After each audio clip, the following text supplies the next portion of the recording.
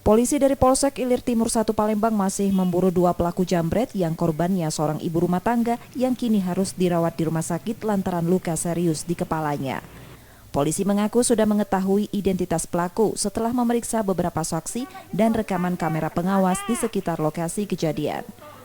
Penjambretan yang dialami korban terjadi di Jalan KS Tubun, Kelurahan 17 Ilir, tepat di depan kantor UPTD BTIKL Sumsel, Kamis pekan lalu.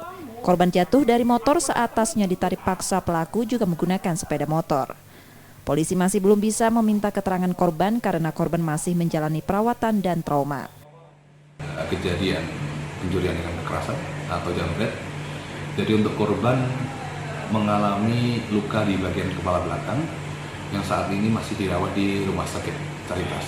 Sudah kita bawa ke Rumah Sakit Caritas. Kemudian untuk korban saat ini sudah dalam keadaan sehat, namun belum bisa diperiksa karena masih shock. Untuk pelaku sendiri sementara masih kami lakukan penyelidikan, kemudian pengejaran berdasarkan dari saksi-saksi dan beberapa CCTV yang ada di seputar lapangan data. Untuk kerugian daripada korban adalah 1 unit handphone yang pada saat itu digunakan korban untuk menelpon suami. Polisi mengidentifikasi pelaku juga kerap melakukan penjambretan di beberapa lokasi di Palembang.